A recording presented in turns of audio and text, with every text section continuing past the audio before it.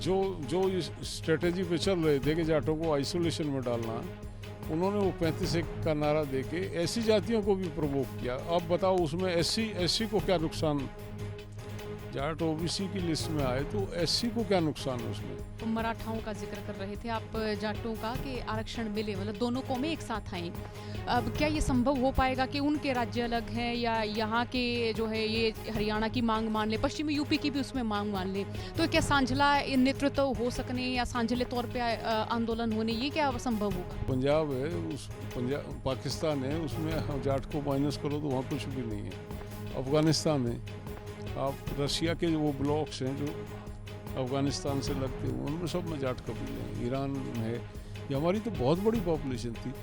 हमारी हम इसलिए प्लान किया, हमने माइग्रेट हुए हम कि हम पोप में विश्वास नहीं, कर्मयोगी थे 24 में चुनाव में। और पॉलिटिकल पार्टी थोड़ा बहुत परवाह किसी भी इशू पे चुनाव के समय करती हैं। सरकार से बात करके उन्होंने कहा था कि इलेक्शन से फारिग हो जाएं, अभी सभी व्यस्त हैं, हम पहले मिलना चाह रहे थे, लेकिन बात ठीक थी। प्रधानमंत्री रोज मीटिंग कर रहे थे, गृह मंत्री भी बाहर थे। राम राम, नमस्कार। हरियाणा तक देख रहे हैं आप, और सोनिया मेरा नाम है। और इस वक्त चौधरी युद्धवीर सिंह से बात करनी इसलिए भी ज़रूरी हो जाती है कि अधिवेशन जो है हम देखते हैं वो कई बार होते हैं, उनका एक तरह से कोई आउटपुट भी नहीं निकलता हमें नज़र आता है, क्योंकि कई बार हमने देखे, अलग अलग जगहों पर देखे, और ये अधिवेशन भी देख रहे हैं। युद्धवीर साहब, पहला सवाल तो मेरा ये, जैसे मैंने जिक्र किया आउटपुट का, जैसे मैं जिक्र करती हूँ प्लानिंग का, मैं जिक्र करती हूँ प्लान्स का, तो वो हमें एक लंबे समय तक नज़र नहीं आते हैं, या फिर वो ऐसा होता कि आज कुछ हुआ है, कल परसों तक उस पर बातचीत नहीं हो पाती है। देखिए क्या होता है कि हर चीज़ की रणनीति बनानी पड़ती है, बिना रणनीति के कोई कार्य नहीं होता। आज की सबसे बड़ी अचीवमेंट है कि मराठा, आपने देखा होगा पिछले दिनों महाराष्ट्र में मराठा आरक्षण ने पूरे मराठवाड़ा को जाम कर दिया था। तमाम राजनीतिक पार्टियां वहाँ पे उनके समर्थन में उतरी थी। मराठाओं के आज जो अध्यक्ष और उनके प्रतिनिधि थे वो सारे इस मंच पे मौजूद थे, और जाट समाज ने और मराठा समाज ने तय किया है कि दोनों समकक्ष जातियाँ हैं, दोनों खेतीहर जातियाँ हैं, दोनों की आर्थिक स्थिति, दोनों मतलब उसमें कहीं कुछ नहीं है, और दोनों ही जातियाँ ये महसूस करती हैं कि कहीं ना कहीं मंडल कमीशन में उनके साथ न्याय नहीं हुआ। वो वहाँ लड़ रहे थे, हम यहाँ लड़ रहे थे। आज की पहली अचीवमेंट तो ये है कि हम एक मंच पे आ गए। एक और एक दो होने से ताकत बढ़ती है। अगर हम यहाँ लड़ते हैं, हमारा समाज का 25-26 सीटों पे यहाँ वर्चस्व है, मराठा वहाँ लड़ते हैं, उनका भी इतनी पार्लियामेंट की सीटों पे वर्चस्व है, और महाराष्ट्र की सरकार में एक बड़ा रोल अदा वो करते हैं।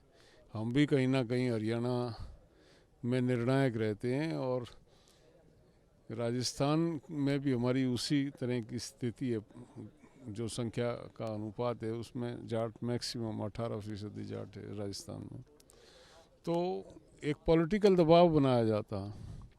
पॉलिटिकल पार्टियां, देखिए क्या होता है कि वायलेंस, जिस आंदोलन में वायलेंस की बात कोई करेगा वो अपने समाज का हितैषी नहीं है। वायलेंस का नतीजा हम 2016 में भुगत चुके हैं। हमसे पहले गुजर भाई भुगत चुके हैं, 70 आदमी दे दिए उन्होंने, और बात वहीं की वहीं खड़ी है।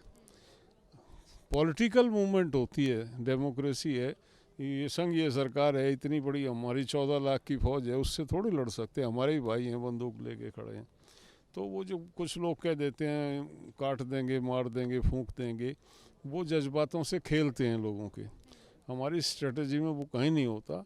हम ये देखते हैं कि पॉलिटिकल प्रेशर कब बनाया जा सकता है, किस समय पॉलिटिकल पार्टी पे प्रेशर बनाना उचित रहेगा, किस समय इस विषय को उठाना उचित रहेगा।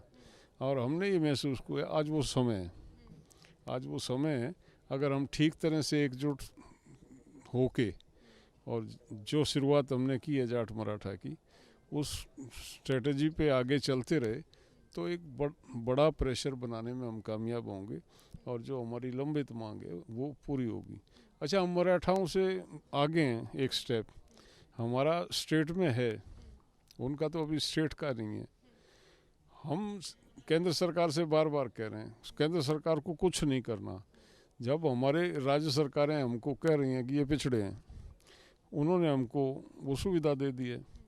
केंद्र सरकार को मतलब कोई लॉजिक नहीं है उसमें कि एक दूसरा सर्वे कराया जाए। ये क्या भाई, उसको ऑप्ट करो, उसको ले लो, उसको उस राज्य की रिपोर्ट को, और उसके बेस पे रिकमेंड कर दो सीधा सा। इसमें छोटा सा एक डेडलाइन का अमेंडमेंट है कि जिन प्रदेशों में राज्य सरकार ने ये मान लिया है कि ये जाति पिछड़ी है, उसको केंद्र में ऑटोमेटिकली आरक्षण हो जाना चाहिए। लेकिन ये मोनोपोली बना के बैठे हुए हैं केंद्र के लोग।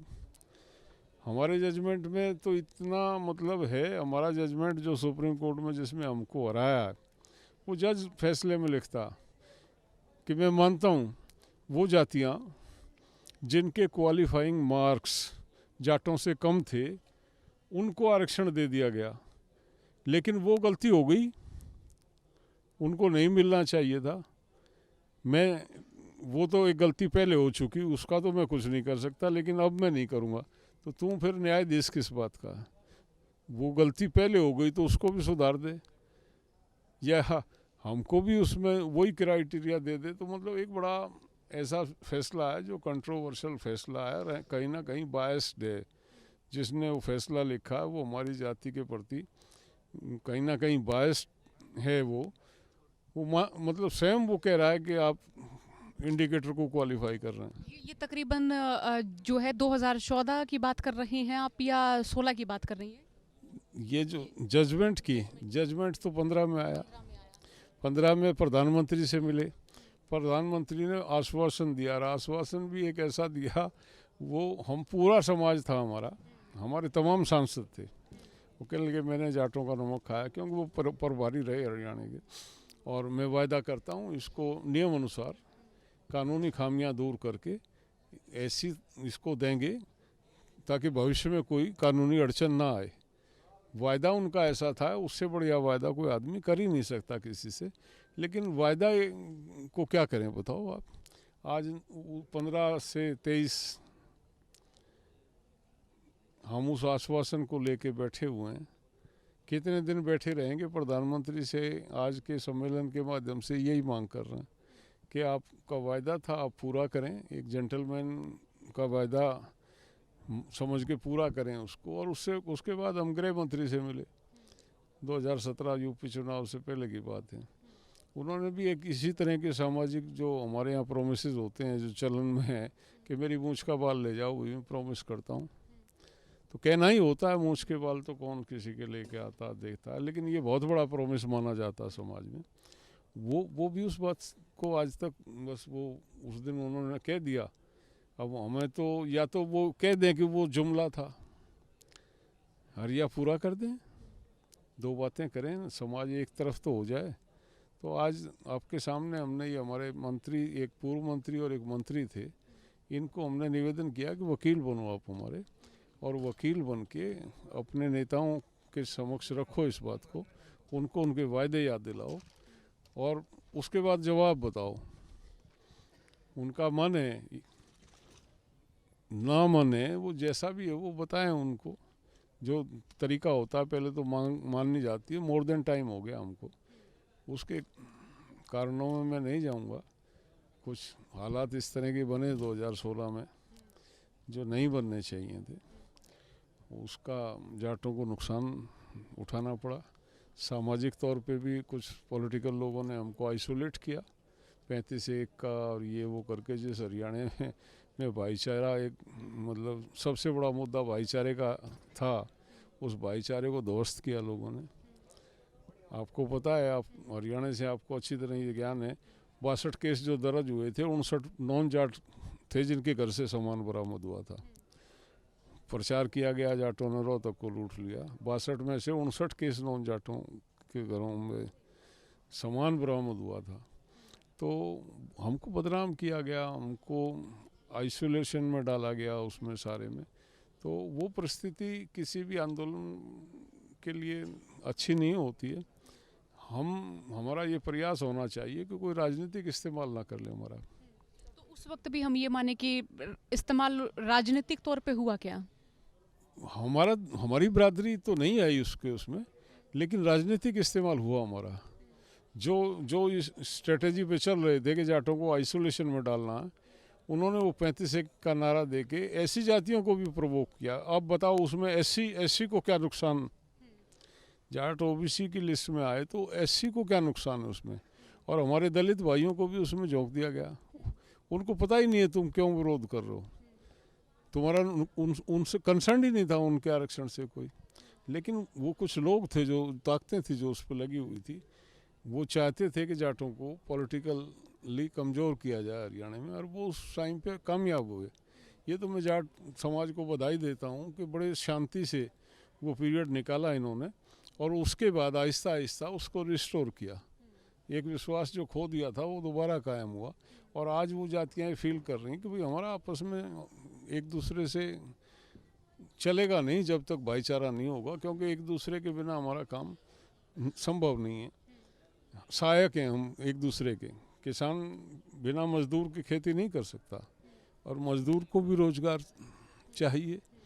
तो दोनों एक दूसरे के पूरक हैं, लड़के नहीं चलता, दोनों एक दूसरे के सुख दुख में काम आते हैं। तो वो एहसास हो गया उनको भी, और हमारे लोगों को भी एहसास हुआ, और दोनों समाजों ने आहिस्ता आहिस्ता अपना भाईचारा पुनः कायम किया। बाकी ना तो लोगों ने तो उसको ख़राब करने में कमी नहीं छोड़ी थी। अच्छा, आज हमने देखा कि आप मराठाओं का जिक्र कर रहे थे, आप जाटों का, कि आरक्षण मिले, मतलब दोनों कौमें एक साथ आई। अब क्या ये संभव हो पाएगा कि उनके राज्य अलग हैं, या यहाँ के जो है ये हरियाणा की मांग मान ले, पश्चिमी यूपी की भी उसमें मांग मान ले, तो क्या सांझला नेतृत्व हो सकने या सांझले तौर पे आंदोलन होने, ये क्या संभव होगा? देखो, मांग एक ही इशू एक है, एक इशू है, तकलीफ एक है, डॉक्टर एक है, तो निश्चित तौर पे कोई ज़्यादा दिक्कत आएगी नहीं। थोड़ी सी आपस में अंडरस्टैंडिंग को और मजबूत करने की आवश्यकता है, ये शुरुआत है। आज फर्स्ट टाइम वो आए हैं, और ये सिलसिला आगे बढ़ेगा। अब हम जाएंगे वहाँ पे, और एक दूसरे के प्रति विश्वास भी बढ़ेगा, एक दूसरे की उपयोगिता का भी पता चलेगा।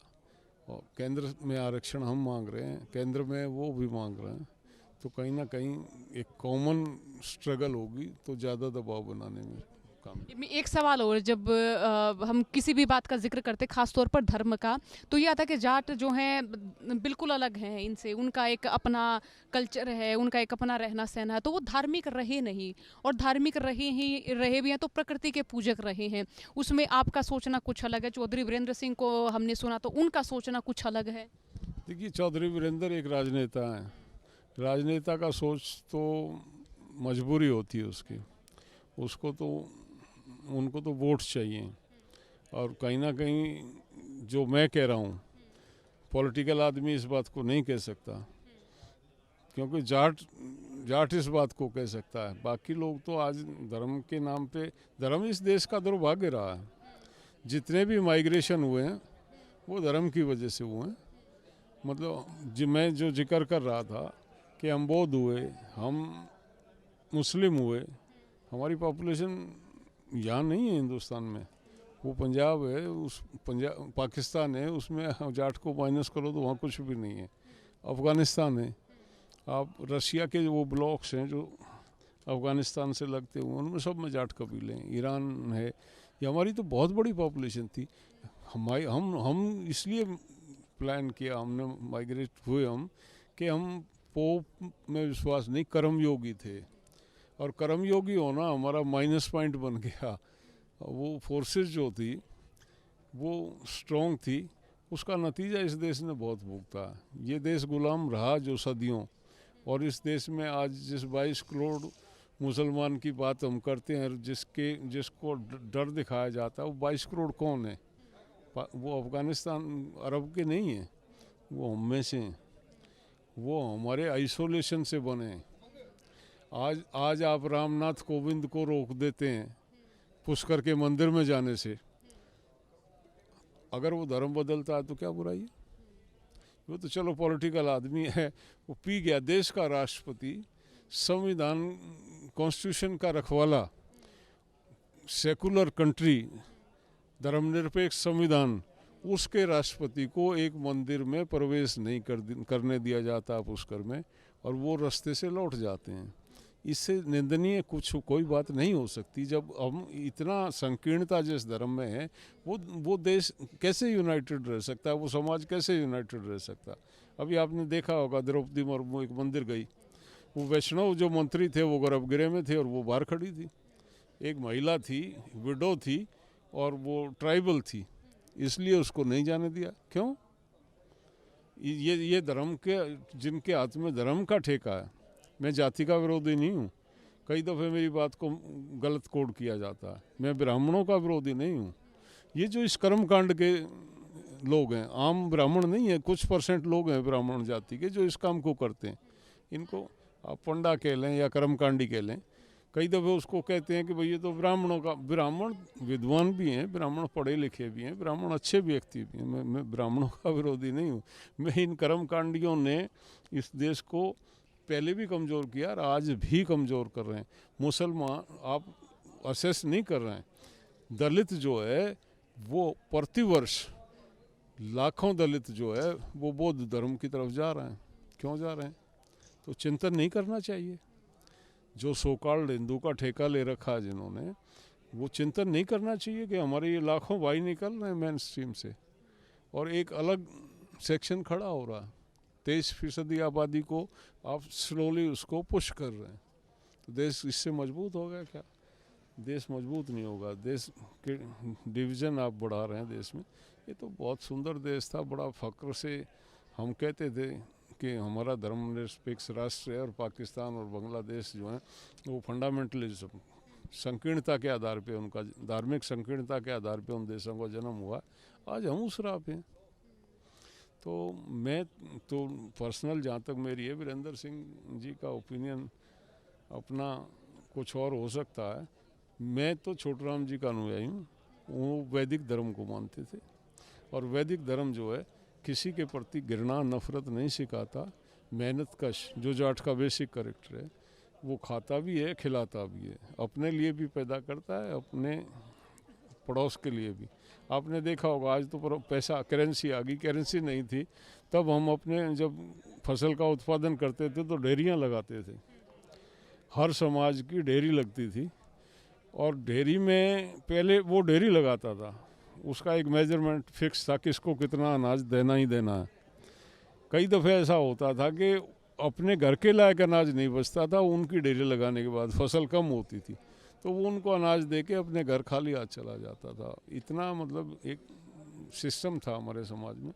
आज तोड़ दिया, भाईचारा ख़त्म कर दिया, ऐसा बना दिया जैसे हम उनके शत्रु हैं, हम उनके शोषक हैं, पूरक हैं। ये समझना पड़ेगा। जहाँ तक सर मुझे याद है कि जब इलेक्शन थे यूपी में, विधानसभा इलेक्शन थे, तो तकरीबन अमित शाह आए थे पश्चिमी यूपी। तो इस तरह का जो मुद्दा है, हम ये माने कि चुनाव के दौरान उठता है, उसमें फिर कोई समाधान होता नहीं है। हम देखते हैं कि बस सुगबुगाहट होती है, आज बात होती, कल बात होती है, परसों ख़त्म हो जाती है। नहीं, देखिए क्या है कि हमने निर्णय लिया, इसकी निरंतरता में रखेंगे। ये ठीक है, चुनाव हम भी कहीं देख रहे हैं कि 24 में चुनाव है और पॉलिटिकल पार्टी थोड़ा बहुत परवाह किसी भी इशू पे चुनाव के समय करती हैं। चुनाव निकलने के बाद वो मस्त हो जाते हैं कि 5 साल के बाद देखा जाएगा। वो सुनते ही नहीं है आपकी बात गलत है या ठीक है, कोई नहीं सुनता। और चुनाव का आसपास का जो टाइम होता है वो ऐसा होता है कि एक प्रेशर बनता है उसमें। और मैं यही सोच के जाट समाज ने भी इसका आयोजन किया। कोशिश करेंगे, बात करेंगे उनसे और हमारी न्यायोचित मांग है उन लोगों का प्रॉमिस। हमारा कोई नया नहीं है। हमको तो सुप्रीम कोर्ट ने मतलब उसमें कुछ रीज़न रहे हैं, मैं नहीं जाना चाहता उसमें, लेकिन वो वैलिड रीज़न नहीं है। वैलिड रीज़न नहीं है। हम सरकार से चाहते हैं कि चलो कोर्ट ने अभी आपने देखा ये पीछे को दिल्ली में सुप्रीम कोर्ट ने पावर्स चीफ मिनिस्टर को दे दी और वो ऑर्डिनेंस ले आए और ऑर्डिनेंस के बाद अमेंडमेंट ले आए। वो अपनी सुविधा के लिए जब किसी भी इशू को तुरंत बदल सकते हैं तो हमारा भी एक साथ, हमें ऑर्डिनेंस का भी नहीं है, हमको तो एक अमेंडमेंट ले आओ उसमें कि भाई राज्य सरकार जब इनको आरक्षण दे रही है, इनको पिछड़ा मानती है, तो दूसरे सर्वे की आवश्यकता, केंद्र को नया सर्वे करने की आवश्यकता नहीं है। और कर ले उसे, ख़त्म हो गया। एक साधारण सी बात पे हमारा हो जाता है, कोई लंबी एक्सरसाइज करने की आवश्यकता ही नहीं है। अच्छा, जो ये पॉलिटिकल लोग हैं उन पर भी बार बार जो समाज के लोग हैं वो सवाल करते हैं कि हमने आपको वोट दिया, इस तरह के जब आरक्षण होते तो आप लोग कहाँ होते हैं। तो इस तरह के मंच पर भी मैंने देखा चौधरी वीरेंद्र सिंह आए, संजीव बालियान साहब आए, मान ले के सामाजिक व्यक्ति हैं नरेश टिकैत साहब वो भी आए, कुछ और हम मान ले के अगर इस तरह ये कार्यक्रम हरियाणा में होता तो वहाँ से भी कोई आ सकते थे। तो क्या आप फिर ये मानते हैं कि उनको बुलाना, न्योता देना और फिर किसी तरीके की उम्मीद रखना वो एक संयमित तरीका होगा या सही बात होगी? मैंने आपको बताया कि पब्लिक के और सरकार के बीच में जो हमारे नुमाइंदे होते हैं पॉलिटिकल, वो कड़ी का काम करते हैं। और पहले जब हुआ था तो भूपेंद्र हुड्डा, अजीत सिंह और अमरिंदर सिंह ने एक कड़ी का काम किया था कांग्रेस में। वो उन्होंने किस तरह मैनेज किया वो तो वो जाने, लेकिन वो उनकी प्रयास से हम उसमें कामयाब हुए थे। आज हम किसी कांग्रेसी को कहें हमारा वकील बन जाए तो वो तो बेहूदी बात है। हम इनसे ही कह सकते हैं ना जो बीजेपी में हमारे लोग हैं। और बीजेपी में वीरेंद्र सिंह बीजेपी में हैं और बड़े नेता हैं और मुखर भी हैं, तो इनकी आवाज़ अगर ये मुखरता से किसी बात को कहें पार्टी प्लेटफॉर्म में तो उनको लगता है कि भाई या तो इनको बीजेपी से निकालें हो या इनकी बात को सुनेंगे। तो उनसे निवेदन किया। और संजीव मंत्री हैं उत्तर भारत से, और उत्तर में हमारे हरियाणा और उत्तर प्रदेश से तो यही हैं। दूसरे कैलाश जी हैं, वो उनका ज़्यादा इस क्षेत्र में उतना नहीं है, तो इन पे ज़्यादा अच्छे से हम दबाव बना सकते हैं, इसलिए इनको बुला के इनके समक्ष रखा गया। आज हमारा मूड जो था वो ये था कि पहले एक जो तरीका होता है इनसे पूछ लें, कल को ये ना कहें कि जाट महासभा राजनीति कर रही है। तो इनको कह दिया हम भाई आप तक ले आए, आगे ले जाने का काम आपका है। अगर ये हाथ उठा देंगे उसमें कामयाब नहीं होंगे तो हम अपनी राह पकड़ेंगे। ये हम माने कि सरकार तक अपनी आवाज़ पहुंचाने का अंतिम जरिया, प्रयास है। जरिया तो अलग प्रयास है ये। इसके बाद फिर हम जो हमने कदम मराठों की तरफ बढ़ा दिया, एक कॉमन स्ट्रेटजी पे काम करेंगे। फैसला आने वाले समय में देखने को मिलेगा। निश्चित तौर पे इसका बहुत जल्दी हम सरकार से, ज़्यादा इसे लंबा नहीं करेंगे, इस सरकार से बात करके उन्होंने कहा था कि इलेक्शन से फारिग हो जाएं, अभी सभी व्यस्त हैं। हम पहले मिलना चाह रहे थे, लेकिन बात ठीक थी। प्रधानमंत्री रोज़ मीटिंग कर रहे थे, गृह मंत्री भी बाहर थे, तो मैंने कहा ठीक है ये हो जाएगा, तुम्हारा निमट जाएगा। उसके बाद किसी दिन बैठ के बात कर लेंगे, सरकार का रुख आ जाएगा, उसके बाद कोई कठोर निर्णय लेना होगा तो वो भी लेंगे। बहुत शुक्रिया युद्धवीर साहब बातचीत के लिए।